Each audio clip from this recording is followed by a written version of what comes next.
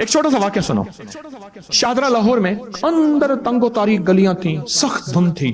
میں ایک جگہ بیٹھا ہوا تھا تو ایک بابا جی آ کے میرے سامنے ایسے بیٹھ گئے، بالکل عام سادہ سے بھی سادہ سے.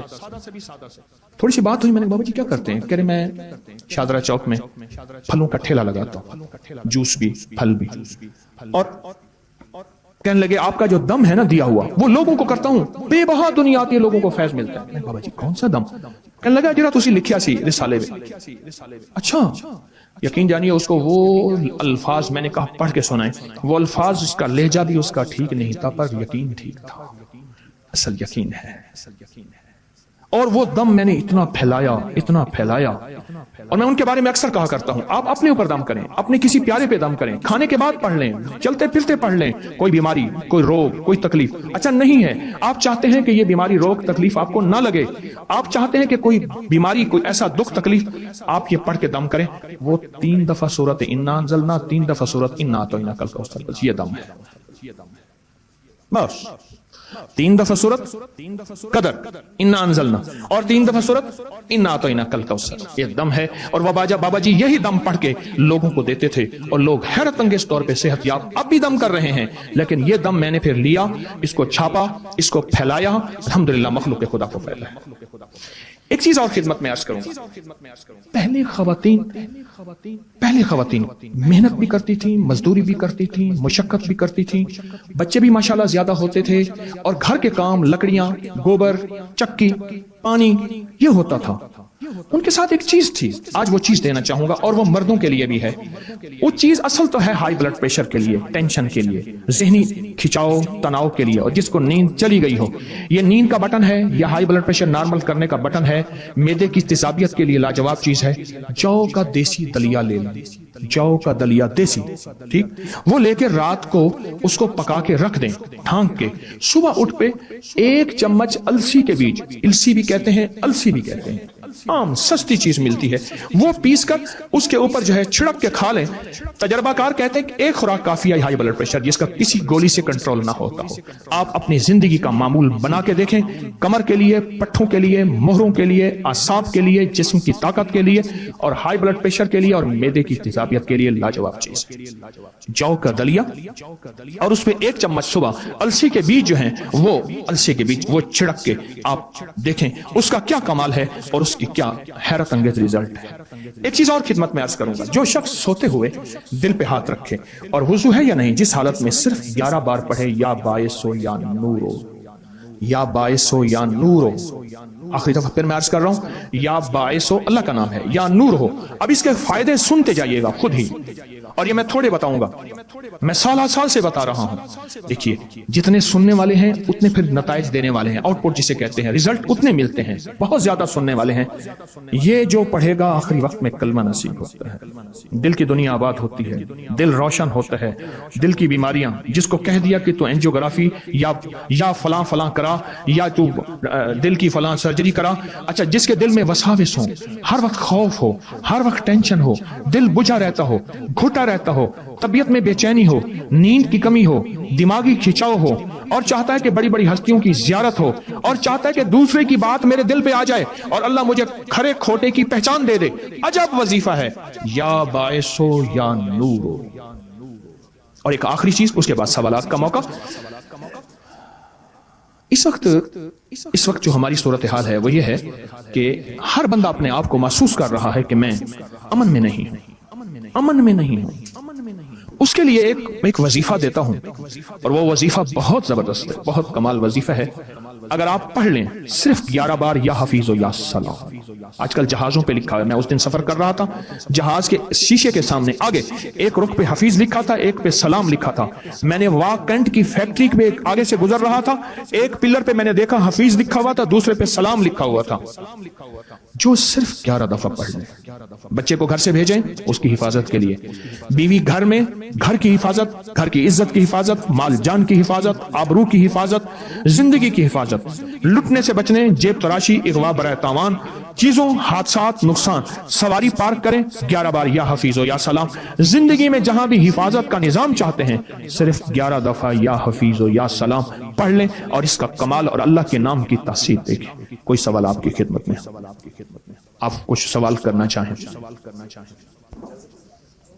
اللہ کے خزانوں سے منوانا آ جائے، ماننا آ جائے، اللہ سے باتیں کرو، اللہ تو کر دے، اللہ تیرے لیے کون سی دے دے، اللہ میں بے بس ہوں نا، تو بے بس نہیں۔ آپ کو یاد ہے میں نے ایک تسبیح بتائی ہوئی ہے، جو بندہ یہ تسبیح صبح شام پڑھے گا، میں نے اس کے کوئی کام اٹکتے نہیں دیکھے، اس کو بھٹکتے نہیں دیکھا، اس کو ذلیل نہیں دیکھا، اس کو خوار نہیں دیکھا، اس کو رسوا نہیں دیکھا، اس کو پریشان نہیں دیکھا، اس کو مایوس نہیں دیکھا، اس کو الجھنوں میں نہیں دیکھا، اس کو برباد نہیں دیکھا، اگر برباد ہے تو شاد دیکھا، مایوس ہے تو خوشحال دیکھا، مقروض ہے تو ہرا بھرا دیکھا، مریض ہے تو صحت مند دیکھا، بھٹکا ہوا ہے تو اہدنا الصراط المستقیم کی راہیں پاتے دیکھا، گناہوں میں الجھا ہوا لچڑا ہوا ہے تو ولایت کے تاج سجتے سجاتے دیکھا۔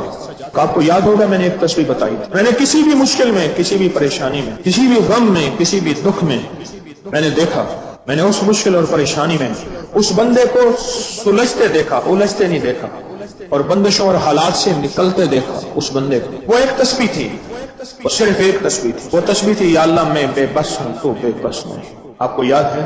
بس صرف ایک تسبیح، ٹوٹ کے ایسے ڈوبے، ایسے ٹوٹے جیسے ڈوبتے کو تنکے کا سہارا، ٹوٹتا کہتے ہے مجھے کوئی بچا لے، اس وقت اس کی فریاد کیا ہوگی، اس وقت اس کی فریاد کیا ہوگی۔ جتنا لفظ لطیف اور ودود اللہ کے دو نام دل میں اتر جائیں گے، جتنا دل میں اتر جائیں گے نا، اتنا اس کی تاثیر، اس کا کمال اور اس کی کیفیت اور اس کا اثر ہماری زندگی میں اتنا کھل جائے گا، جتنا دل میں اتر جائے گا، جتنا دل میں اتر جائے گا۔ لفظ لطیف، اللہ کا نام لطیف، اور میرے اللہ کا دوسرا صفاتی نام ودود، جتنے یہ دل میں اتریں گے اتنا زندگی میں اس کی تاثیر، اس کا کمال، اور پھر اس کی ایک پھونک، اللہ اکبر، وہ ہوگی جو آتش نمرود کو، نمرود کی آگ کو بجھا کے رکھ دے گا، ایک پھونک، ایک پھونک۔ لیکن یہ ہے کہ یہ دل میں اتر جائے، اس کا یقین اتنا ہو کہ میں اللہ کا نام لے رہا ہوں، اس کا یقین اتنا ہو کہ میں اس ہستی کا نام، اس کا یقین اتنا ہو کہ وہ حرف جو قرآن میں آئے ہیں، اس کا یقین اتنا ہو کہ وہ بول جو اللہ کے حبیب کے فرمان حدیث میں آئے ہیں،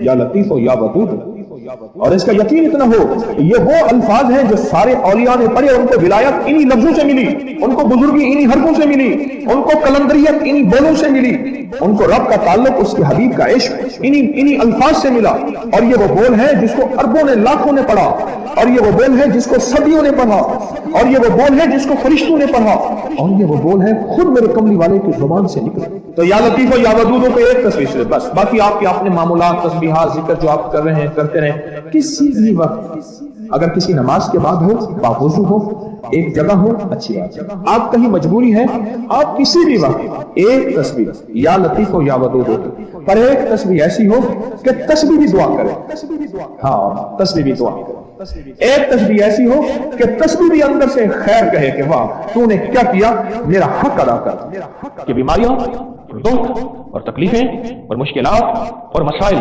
اور زندگی میں ناکامیاں جب انسان کو گھیر لیں، بس یا قہار۔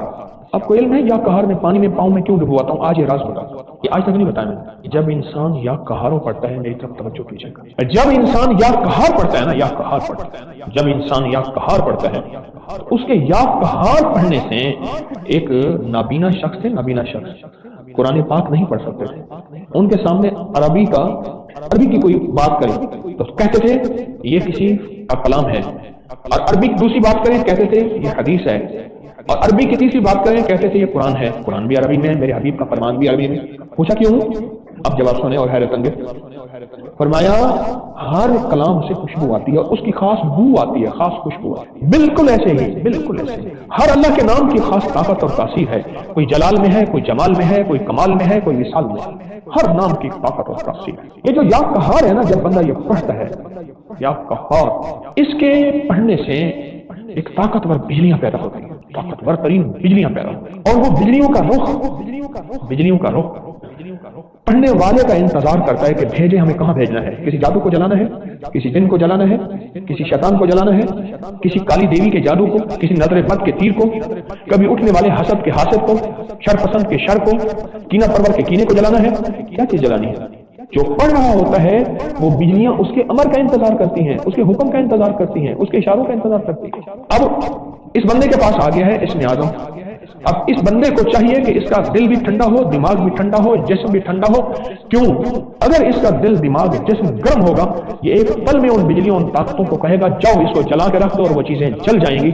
اس ٹھنڈک کے دینے کے لیے پانی کا ساتھ ضروری ہے۔ اب اس پہ ایک حدیث سناتا ہوں۔ اللہ کے حبیب کا فرمان ہے بخار کو پانی کے ذریعے توڑو۔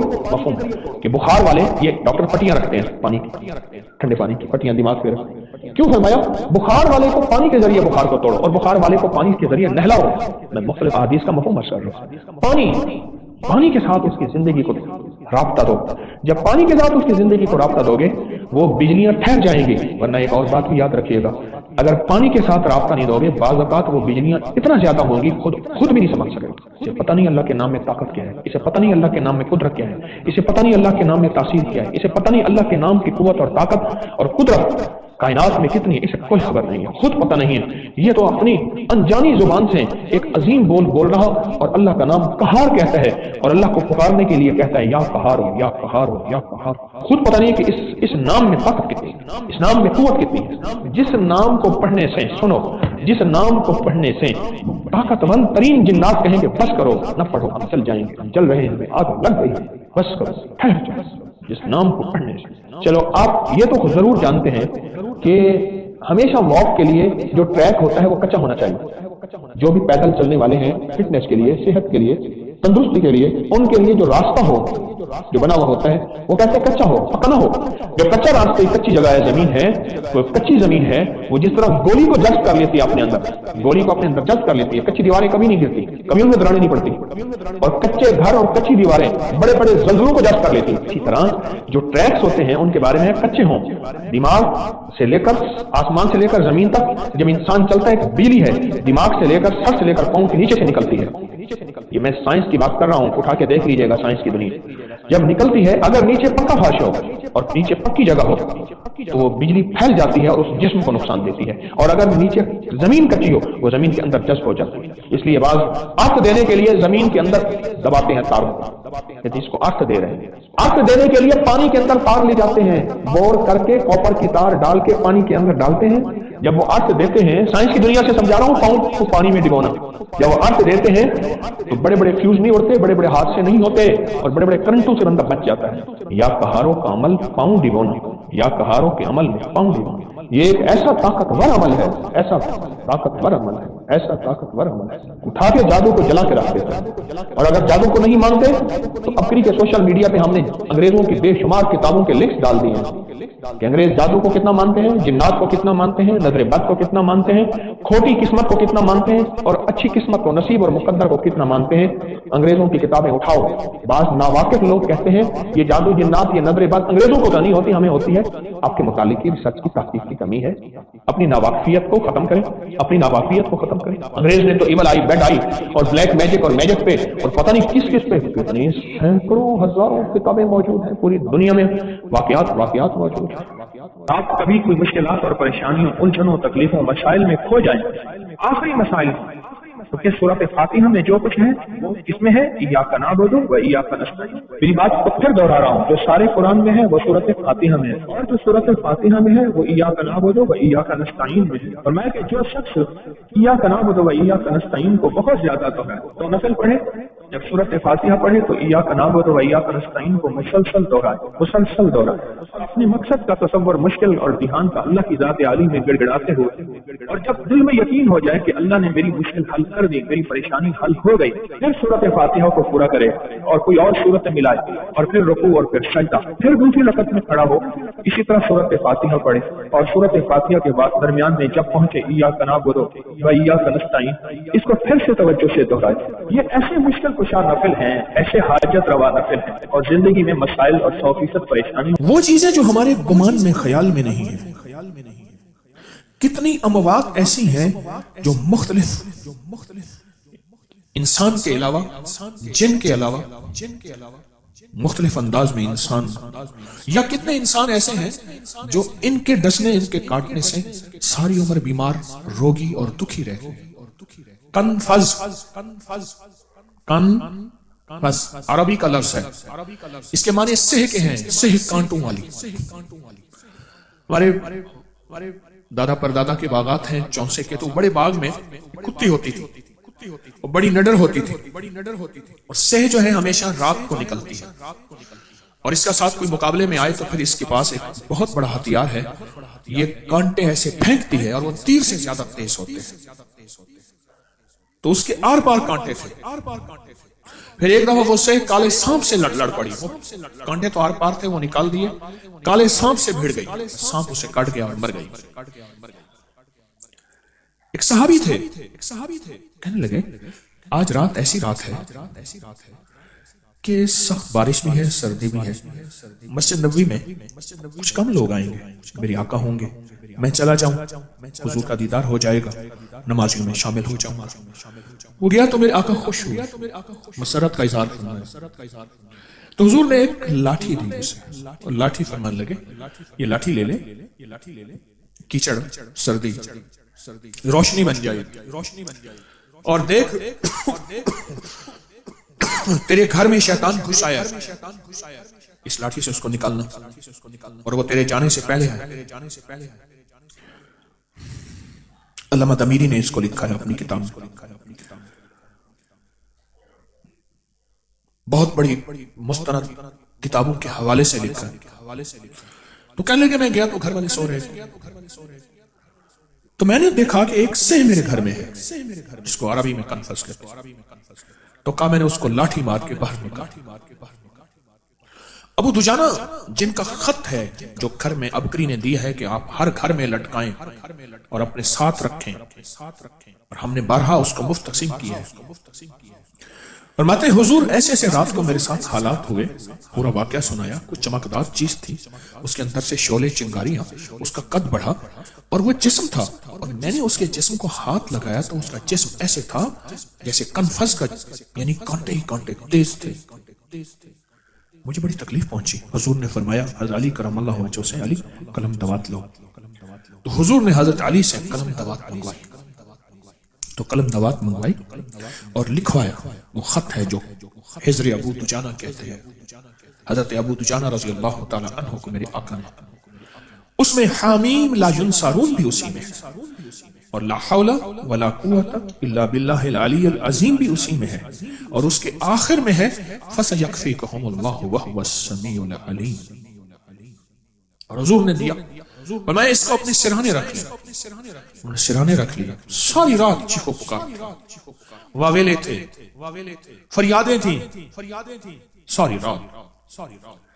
تو حضور نے فرمایا مفہوم ہے؟ آقا نے فرمایا اگر تم اس کو نہ کرتے تو ان کی نسلیں قیامت تک اس کو اگر نہ ہٹاتے تو ان کی نسلیں قیامت تک جلتی تڑپتی رہتی. ہمیں کچھ تحفظ چاہیے، ورنہ یاد رکھنا نادیدہ دنیا بڑی طاقتور ہے. یہ جراثیم نادیدہ دنیا تو ہے جو ہمیں نظر نہیں آتی، سائنس کی آنکھ کو نظر آتی ہے، جس کو ہم خوردبین کہتے ہیں، مائکروسکوپ خوردبین کہتے ہیں، کہ ایک ایسی مشین ہے جس کو دیکھنے سے جراثیم کی دنیا نظر آتی ہے. وائرس، بیکٹیریا، کرونا کے جراثیم ہے، ڈینگی کے جراثیم ہے، فلاں چیز کے جراثیم ہے، ملیریا کے جراثیم ہے، فلاں ہے. یہ جراثیم کیا ہے؟ یہ ایک دنیا ہے، کائنات ہے. عام نظر تو دیکھ نہیں سکتی، عام نظر اس کا ادراک کر نہیں سکتی، ہر آنکھ نہیں دیکھ سکتی اس کو. ہے ضروری نہیں کہ یہ زہریلی چیزیں، یہ دشمن چیزیں ہمیں ہماری آنکھ دیکھ لے، ضروری نہیں، پر ہیں، یہ کائنات میں ہے.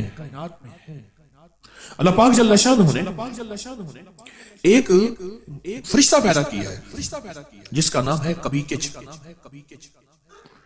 وہ حشرات جتنے بھی ہیں ان سب کا سردار ہے. جیسے اللہ نے ایک فرشتہ پیدا کیا ہے جس کا نام ہے ریبائیل. اس کے ذمہ اللہ نے لوگوں کے دلوں میں سکون اور چین اور ٹھنڈک ڈالنے کی ذمہ داری دی ہے.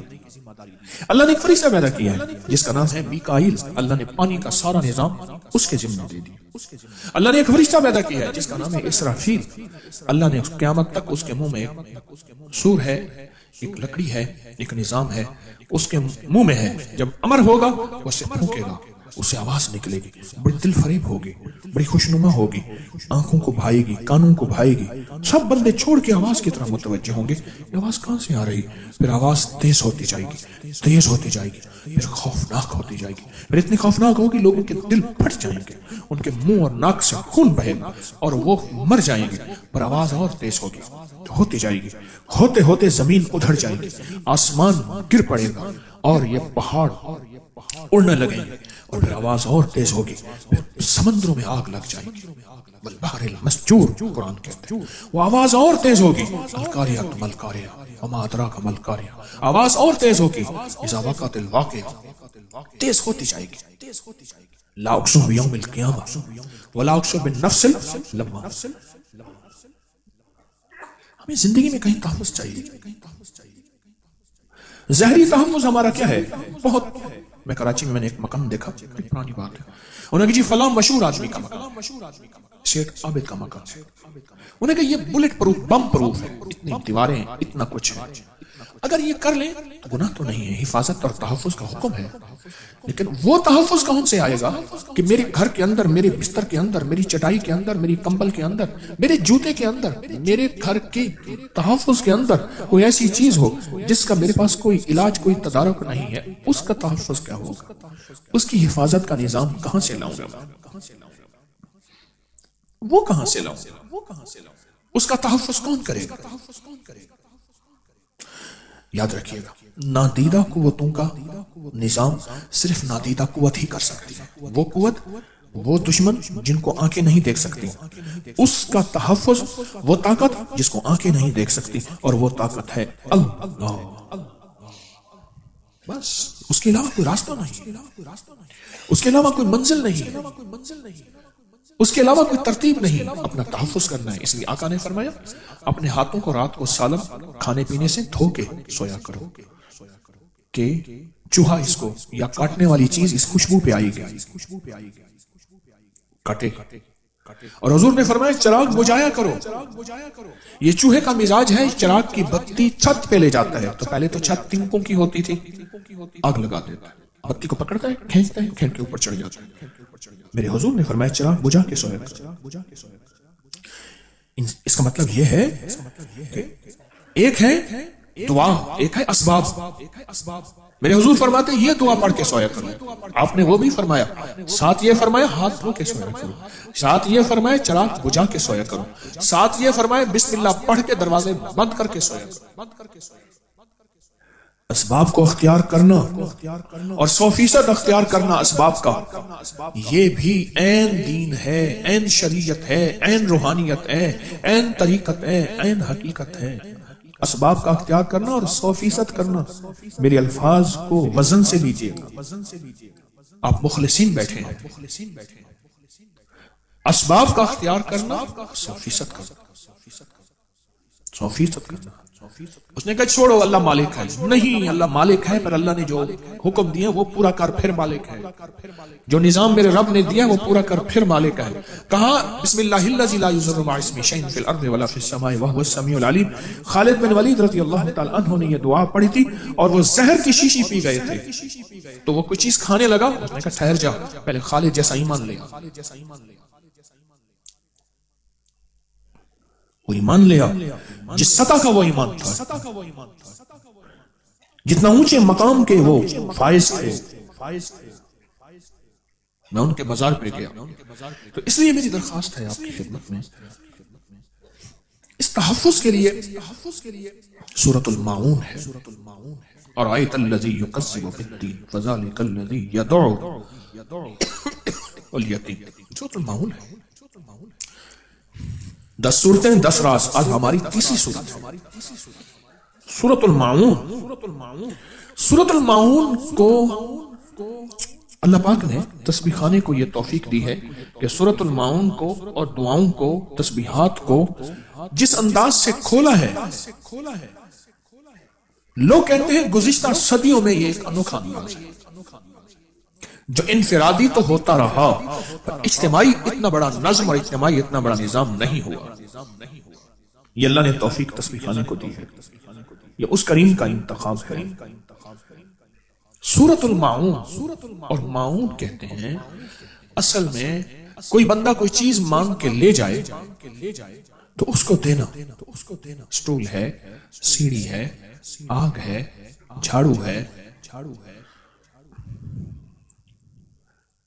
پہلے محاورہ بنا ہوا تھا، کوئی بندہ کسی کے گھر مہمان جائے اور جلدی ہو تو کہنے لگے آگ لینے آیا تھا، اور مجھے یاد ہے آگ لینا، ہمارے یہاں ایک خاتون ہوتی تھی تندور پہ روٹیاں لگاتی تھی، اماں پیڑے بنا کے دیتی تھی، کیونکہ وہ روٹی اگر پیڑے بنا کے دیں تو پھر پیڑا چھوٹا ہوتا تھا اور آٹا اس میں سے کم بھی ہو جاتا تھا احتیاطاً، تو پیڑے بنا کے اس سے جو ہے لوگ اس کے تندور سے آگ لینے آتے تھے. مجھے اماں رحمت اللہ علیہ کی یاد ہے ان کے گھر سے آگ لینے آتے تھے. اور مجھے ایک واقعہ بھی یاد ہے، اس لیے کہتا ہوں کہ ضرورت مندوں کو تلاش کیا کریں. ایک واقعہ بھی یاد ہے، وہ میں روٹی لگوانے گیا تو ایک خاتون آئی، بچے کی ایک بہت مہنگی قمیض تھی، شرٹ تھی، اس پہ آگ لینے آئی، بچے کی قمیض پہ آگ لینے آئی. تو اس نے کہا اس کو کہ ماسی یہ تو قمیض ہے، کہ ہاں ہاں دے دے، بس مجھے لوگ بہت دیتے میں کیا کروں. گھروں میں کرتی تھی کام لوگوں کے، برتن جھاڑ پھونک وغیرہ. لوگ اس کے چھوٹے بچوں کے لیے اس کو اپنے کپڑے اچھے سے اچھے کپڑے دیتے تھے. کپڑے اتنے زیادہ تھے کہ اس نے کپڑے جلانا شروع کر دیے. گھر کا چولہا ان کپڑوں سے جلاتی تھی، گھر کا چولہا. اس لیے درخواست کرتا ہوں اکثر کہ اپنے رزق کو، اپنی چیزوں کو تلاش کیا کریں. ایسے لوگ جو سوال نہیں کر سکتے، ایسے جو جن کو ہر بندہ دیتا ہے، آپ